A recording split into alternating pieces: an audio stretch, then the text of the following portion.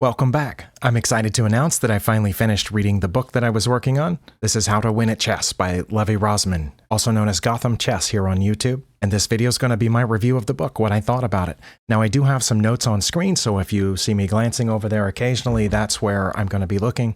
If you're not going to watch the whole video, this is the short version. I'm going to rate this 4 out of 5 stars. It is for beginners up through the intermediate level. That's who he says his intended audience is. And I was really impressed by most of it. There are a couple of downsides. And how nice of me that now you don't have to watch the entire video. But I am going to do a fuller review right now, and I'm going to start with the downsides. Now, I will say that none of these downsides are major. None of them are deal breakers. But they were just things that I noticed while I was looking through the book. The first downside that I noticed, which you should see an image here, is that in many cases I thought the images were too dark, especially when there were black pieces on the dark squares. Now, it might depend on how bright your screen is, and it also might depend on how bright the light is in the room where you're reading the book. I was often reading it with a little lamp sitting next to me, and it wasn't the full brightness that you might need when you're actually reading. My wife and children both said that the dark squares were not too dark for them and that the contrast was perfect when I mentioned it to them and showed them the pictures. But to me, maybe it's something to do with my aging eyes, but I felt like the black pieces disappeared a little bit into the dark brown squares. Not completely. If I looked carefully, I could tell which ones had pieces, but they weren't immediately apparent. Another disappointment that I had with the book is based on my own expectation. I was hoping that in the intermediate tactics section later in the book that there would be something that would help me, but instead I found that section to be one of the shallowest, plainest sections of the book, just saying what each of those tactics were. And of course, they're already tactics that I know the names of and I have seen on many puzzles and of course in games, things like, well, I've just opened up the book here so I can make sure and I don't miss anything. But things like the checklist, the checks, captures, attacks, which I usually refer in my puzzle videos to checks, captures, and threats, removing the defender, the German word that I can't pronounce, which means in-between move, discovered attacks, sacrifices, deflection, attraction, and so on. Now, if you are an absolute beginner at chess, those might sound like intermediate or slightly more advanced tactics to you. But if you're someone like me who's been playing for a couple of years, doing puzzles regularly, you've seen all these tactics before and you've heard all the definitions of them before. And so I guess I was looking for something extra, something that would help me spot them sooner. But as it turns out, that section was just defining those tactics, which of course would be incredibly helpful to beginners, but wasn't as helpful to me as I'd hoped it would be. One other disappointment, which wasn't based on my expectations, was the section on pawn breaks, which if you have a copy of the book, I'm talking about page 210 and 211. Now, as soon as I saw the word pawn breaks, I thought, oh, this is going to help me because pawn breaks is something that I personally struggle with when we have pawn structures. And I know that later in the analysis of the game, Stockfish is going to say, well, right here is where you should have played F5 and that would have broken all this open. But during the game, at all the times when I think it might be time for a pawn break, I'm never sure which pawn to move or which pawn to put my rook behind, which, that I think, oh, this file will open up. I almost always pick the wrong one. And so I thought this section would help me as soon as I saw it.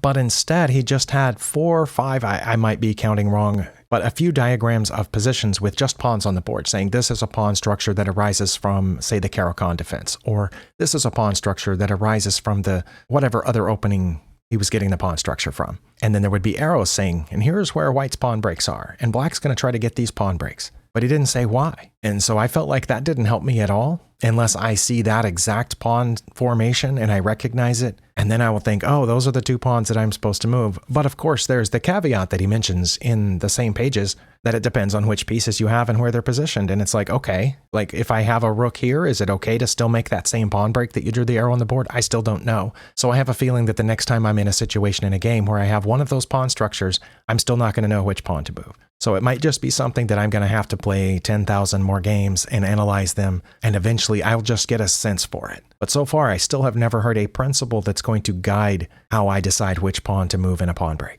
I only have one more downside, and this one I know is just me being pedantic, but he says on page 12 that ELO is your chess rating. He equates the 2 terms, and even says that in your online chess rating is called ELO. And it always bugs me when people refer to those ratings as ELO because ELO is its own separate rating system, which if I'm not mistaken is still used or partially used by FIDE, the International Chess Federation. And as far as I know, all the online sites do not use the ELO rating system. They use the Glico or the Glico 2 rating system. And again, I know that's just me being pedantic, being an old fuddy-duddy, as we say here in the South. but it is something that bugs me every time someone says ELO when they're referring to an online chess rating that doesn't use the ELO system. But now I promise I'm done with the downsides. Everything else about the book that I'm going to mention was either really good or fantastic. For one thing, it is truly made for the beginner, someone who hasn't played chess before. It starts by explaining the board, the positions of the pieces in the opening, how each piece moves, and even more obscure rules like en passant, castling,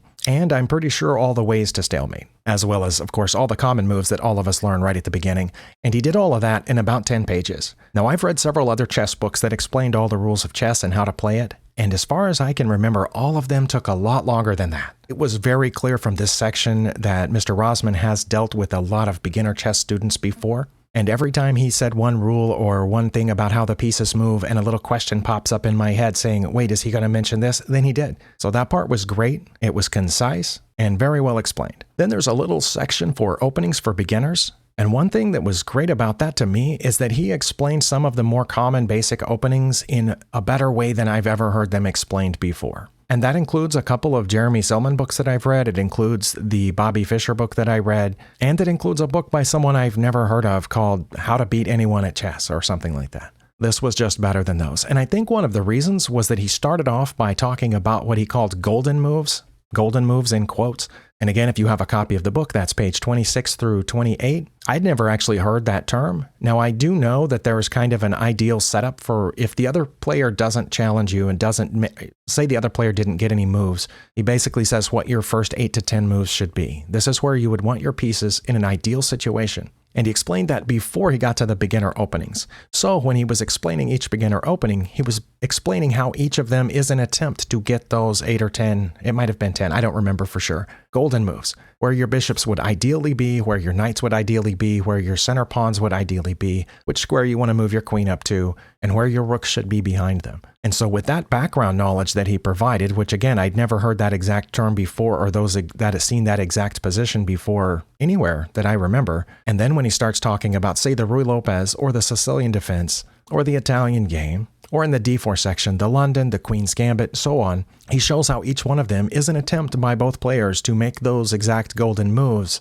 but adjusting them slightly based on what the other player does. And that made those openings make more sense to me than they've ever made before. There was also, for beginners, a handy opening principles chart, which I think is on screen right now, where he mentions things you want to do in the opening, things you don't want to do in the opening. Like you want to take the center, you want to develop your pieces, you want to castle your king. And of course, what you don't want to do, if at all possible, move flank pawns, or put pieces on the edge of the board, or move the same piece multiple times in the opening, or get your queen out too early. Now, of course, in the paragraphs surrounding this graph here or this chart, he does mention that there of course will be exceptions to all of those depending on the opening and of course depending on what your opponent plays. And I thought for the elementary tactics section that part was better explained than any other book that I've read about chess, including the How to Beat Anyone at Chess book that I mentioned, including the Jeremy Silman book that has some elementary tactics explained. If you were an absolute beginner at chess, that section would open your mind up to what those beginner level tactics are.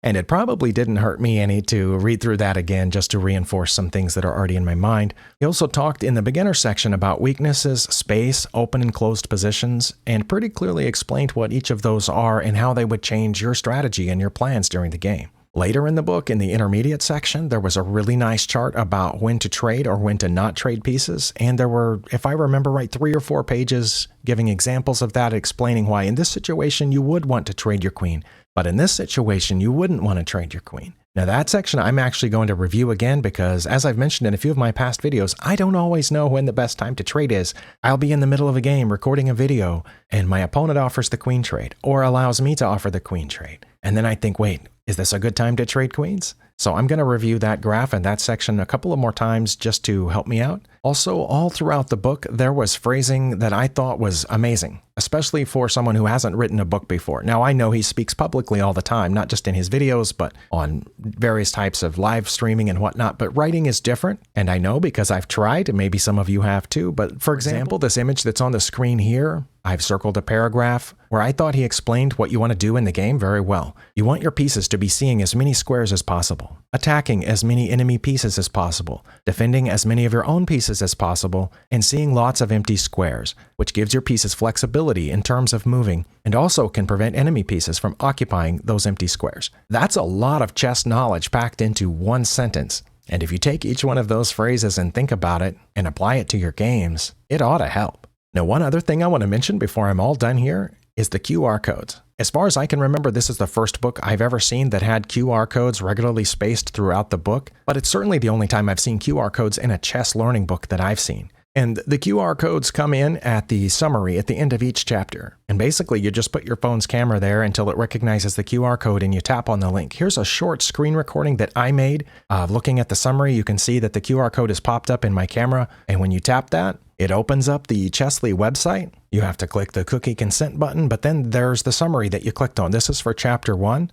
How to Literally Win at Chess. And you just click the pink Start button, and it takes you to the next screen. And here's a position shown on the board. And if you scroll down, there's a description of the position. You can click the next arrow, and it'll move the piece to show you what the idea was in that position, which in this case, of course, is a checkmate in 1. You can scroll up and click the Got It, which is, again, a bright pink button so you know which one to click. And here, also talking about a checkmate in 1, how a single piece can give checkmate. So you click the next button, and it goes there. And I'll just skip a couple of places later in this screen recording. There's some examples from a game between Magnus Carlsen and in the 2014 championship match. There's an example from yet another game. And I thought that part was pretty intuitive. Now, I have been to the Chessly website before, so I have used it before, but I've done that in my PC's browser. I don't think I'd ever done it on my phone before. So a few times I kind of wondered what I was supposed to click on, when I needed to scroll and when I didn't. But I thought that part worked out great. I did try it on a few other chapters, but I didn't screen record those. But for someone who's just trying to learn chess, learn basic tactics, basic strategies, and even lower level intermediate stuff, I thought that would be pretty helpful. Of course, it's also a way to get people into his website where they might buy one of his courses, but this stuff's free if you bought the book. Or I assume if your friend bought the book and you have a phone that you can hover over the QR code and go to their website and work through those things. A couple of them were pretty long. I didn't show you that entire screen recording, but I want to say there were 10 or 11 different setups just for Chapter 1. And then each chapter has a QR code at the end of it. Now, I'm not the kind of person that reads a book with a phone in my hand, but I know that almost everybody else today does that. So if that's you, you're learning how to play chess, have your phone handy while you're reading this book, and there's some extra stuff on the website that will help explain or at least help you work through the positions that were in the book. Of course, the diagrams in the book don't move. You have to look at one diagram and then look at the next diagram to see which piece moved where and how the position changed. But on the screen, it's moving right in front of your eyes, so I understand that that would be incredibly helpful to a lot of people. So, as I said at the beginning, I would give this book a 4 out of 5 stars, and I am comparing it to a couple of other How to Begin at Chess books. I think it's better than those. And as I said, I think the only real disappointment in this book was me personally not getting that much from it because I'm at the top end of the intermediate level that he was aiming at. I actually thought of myself as the middle or lower end of intermediate until I went through the intermediate section of this book. Almost all of that was stuff I already know. I just need to get better at putting it into practice. And of course, that is something he mentions in the book. This is just something you have to do a lot until it's ingrained in you and you don't have to think about each one of these things anymore. So if you already know how to play chess and you already have an online chess rating as high or higher than mine, you probably don't need this book. But if you know someone who is learning how to play chess or still struggling at the very lower levels, might be a good Christmas gift for them. I think that's coming up soon. Oh, and one more thing I forgot to mention. Of all the chess books that I've bought, it's the only one that's hardcover. This is a solid, thick hardcover. It's a sturdy book. All the other ones I've got, I don't even know if hardcover was an option. Maybe it was when they were first released, first published, but by the time I got them, they were only available in paperback or trade paperback. But this one I think was only available in a hardcover, and except for bedside reading when I want a lighter, smaller book, this is actually what I prefer. It's really nice. It's going to last a long time. So thank you for watching. Hopefully that's what you were looking for in a review of this book. If I missed something or you think I missed something, please feel free to ask it in the comments. Also, if you have a copy of this book or someone you know and you've looked at it, let me know what you think. Thank you for watching, and I'll see you next time.